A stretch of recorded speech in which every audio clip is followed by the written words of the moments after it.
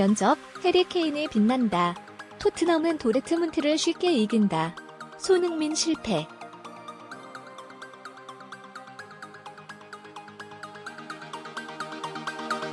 토트넘이 두 번째 레이스에서 도르트문트를 제압하는 것은 그리 어렵지 않다.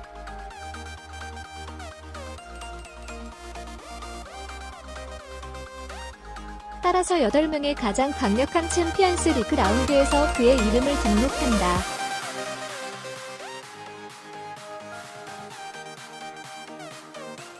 첫 번째 레그에서 3골을 넣은 독일의 투숙객인 토트넘은 매우 편안하게 경기에 입장했습니다.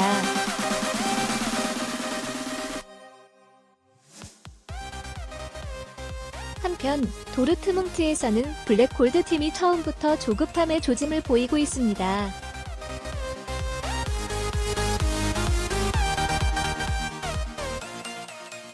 마르코 레우스와 그의 팀은 곧 공격적인 자세를 취하지만 단단히 조직된 토트넘 선수 앞에서 홈팀이 만든 좋은 기회는 별로 없었다.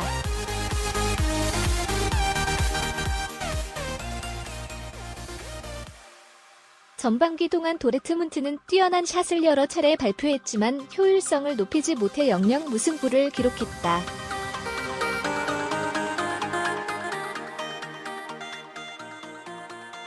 후반전에 들어서자 토트넘은 경기를 끝내기를 원하는 징후를 보였고 그들은 빨리 즐거웠다.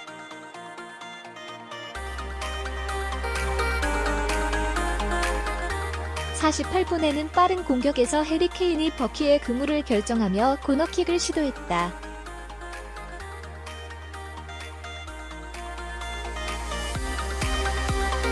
주도로 도르트문트는 헛되이 서둘렀다.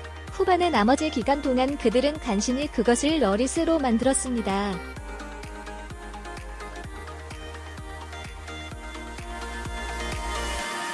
토트넘은 0-1로 패하면서 도르트문트는 결승전을 떠나는 것에 불쌍하다.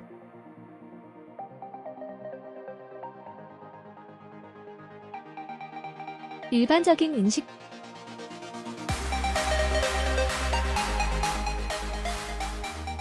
1차전에서 토트넘은 훌륭한 성적을 냈다.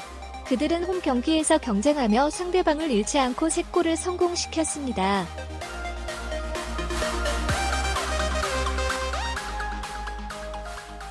이 결과는 독일의 귀환 전까지는 수탈객에 많은 이점을 가져다 주었지만 아직 도르트문트는 희망을 잃지 않았다.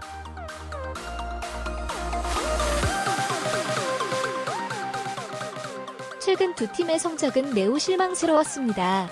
도르트문트는 계속해서 무승부를 기록하고 있기 때문에 분데스리가에서 바이에른과 동등한 위치에 있다.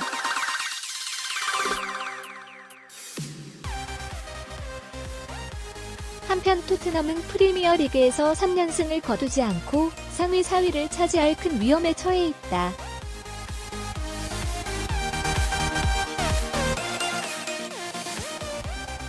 세 개의 테이블의 거리는 크지만 평평하지는 않습니다.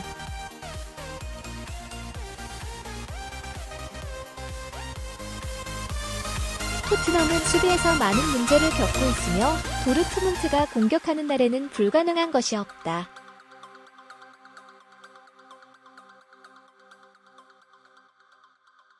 실제로 아시안게임과 이번 아시안컵에서 손흥민은 측면 윙포워드나 최전방 공격수가 아닌 이선 중앙의 플레이메이커 역할을 맡았다.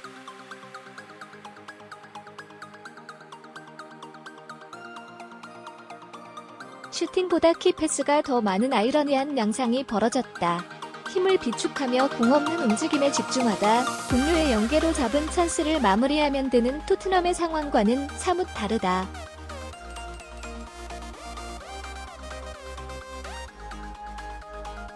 이러한 괴리는 아르헨티나 대표팀에서 리오넬 메시가 마주하는 상황과 흡사하다.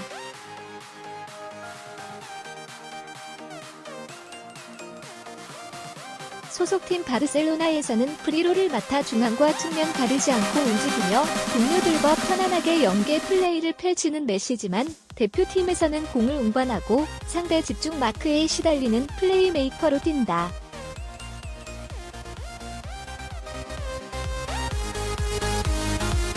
자연히 바르셀로나에서만큼의 경기력이 나오지 않아 비판을 받았고 2차례나 대표팀 은퇴를 선언하기에 이르렀다.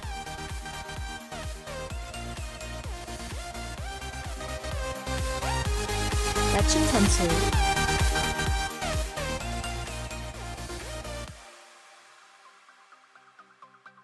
대표팀이 손흥민이라는 명검을 제대로 쓰기 위해서는 박지성 활용법을 참고할 필요가 있다. 동료들의 기량 수준은 소속팀과 같을 수 없지만 선수의 강점을 살려줄 수 있는 맞춤 전술이 필요하다.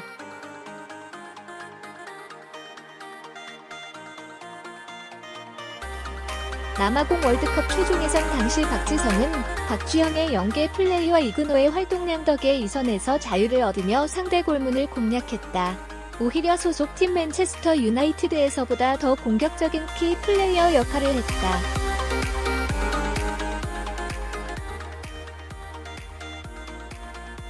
토트넘에서 포체티노 감독이 손흥민을 잘 활용한 방식을 박지성 활용법에서 참고하고 거기에 현재 대표팀 선수들이 지닌 능력과 스타일에 맞게 조율한 전술적 역할을 이식해야 한다.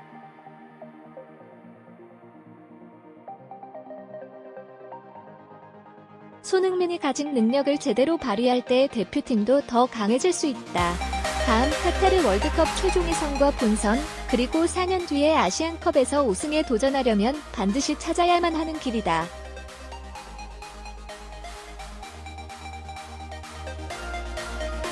손흥민은 A매치 77경기에서 23골을 기록 중이다.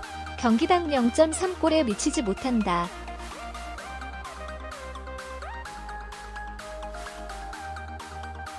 경기당 0.4골을 상회하는 최고의 해결사 본능을 보여준 차범.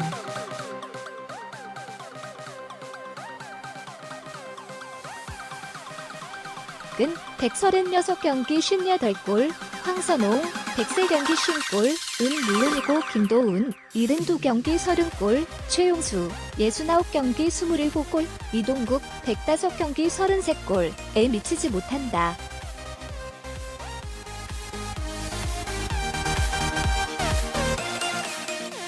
현재 손흥민이 소속팀에서 한국 축구 사상 최고의 공격수라는 평가를 받던 차범근을 능가하는 페이스를 보여준다는 점을 감안하면 대표팀에서의 활약은 아쉽다.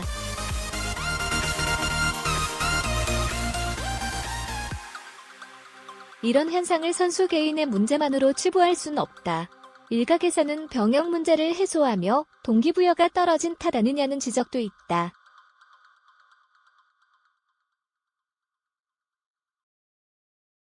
하지만 손흥민 활용법에 대한 문제는 아시안게임 이전부터 두드러졌다.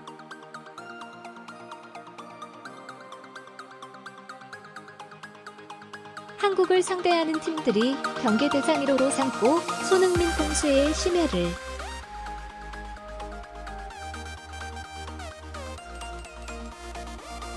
기울이는 상황에서 오히려 우리는 손흥민이 마음껏 활약할 수 있는 공간과 자유를 만들지 못한다는 지적이다.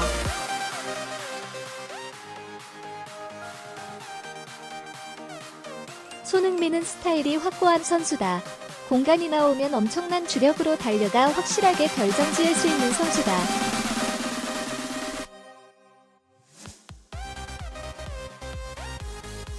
페널티 박스 부근에서 양발을 가리지 않는 슈팅 능력도 탁월하다.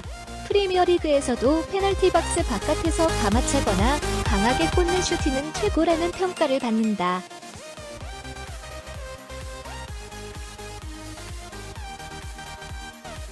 반면 상대 수비가 겹겹이 둘러싼 좁은 공간에서 섬세한 드리블로 제칠 수 있는 타입은 아니다.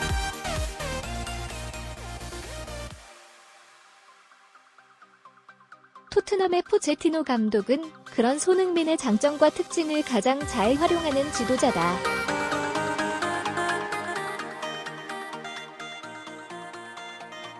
측면에서 중앙으로 파고드는 능력이 일품인 인사이드 포워드로서의 강점을 100분 살려주기 위해 케인, 알리 같은 동료들에게 약속된 움직임을 요구한다.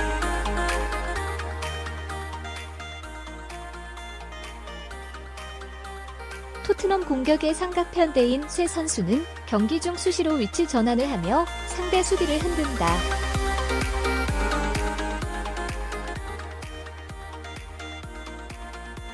그러다 에릭센이 정확한 침투 패스를 주거나 양 측면에서 깊숙이 전진한 수비수들이 열어준 패스를 손흥민이 해결한다.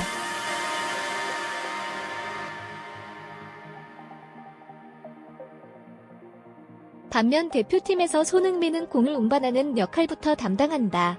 개인 전술에서 손흥민이 가장 우월하기 때문에 공을 많이 터치하고 상대 압박을 풀고 나와 동료들에게 연계하는 부분까지 도맡는다.